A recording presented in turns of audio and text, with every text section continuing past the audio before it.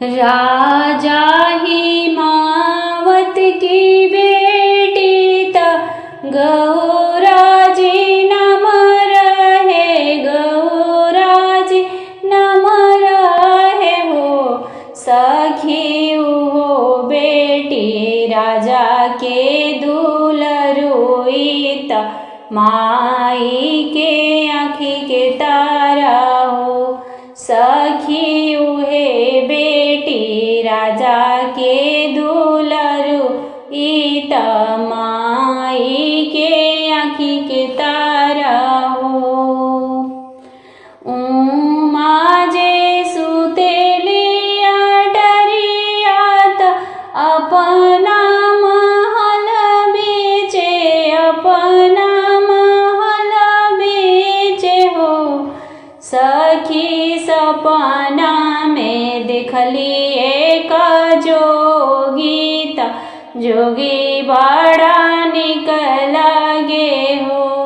सखी सपना में देखली एक जोगी त जोगी बड़ा निक लागे हो।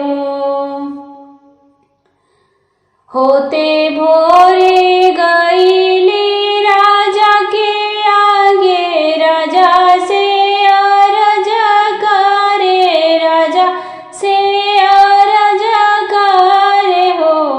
बाबा सपना में देखनी एक जोगी त जोगी से बियाह करबी हो। बाबा सपना में देखनी एक जोगी, हम जोगी से बियाह करबी हो। एतना वचन राजा सुनले, सुनहि नाही पावेले, सुनहि नाही पावेले हो। बेटी तू त हऊ आँखी के पुतरिया, तोहर राजा से बियाह करबी हो। बेटी तू त हऊ आँखी के पुतरिया, तोहर राजा से बियाह करबी हो। एतना वचन गौरा सुनली, सुनहि नाही पावेली, सुनहि नाही पावेली हो। सखी चली भैली सखियन के साथ त बनवे में रहे लगली हो। सखी चली भैली सखियन के साथ त बन बीचे रहे लगली हो। दिन भर खाली गौरा फूल फल औरी पेड़ के पतई, औरी पेड़ के पतई हो। सखी तप कर सुब्रह्मा वेद उचारित, जोगी हमके चाहिनु हो।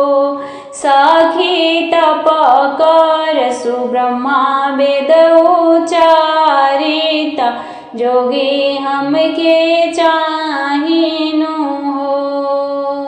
उमा के तप से ब्रह्मा खुश भइले, उमा आगे प्रकट भइले, उमा आगे प्रकट भइले हो।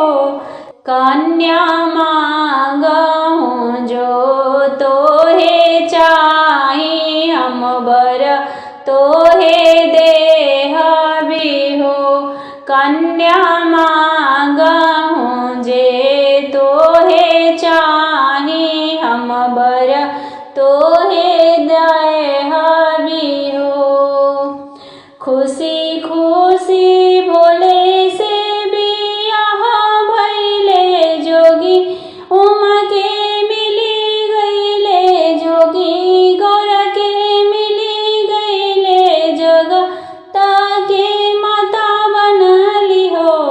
सखी है हवे तीजी के बरतियात चला हम भूख बिहो सखी है हावे तीजी के बरतियात चला हम भूख बिहो जैसे में मिलले गौरा के जोगी हमारा सुहाग भइले हमारा सुहाग भइले हो शिवा हम करे तीजी के बरतियात हमारा सुहाग रखिया हो शिवा हम करे तीजी के बरतियात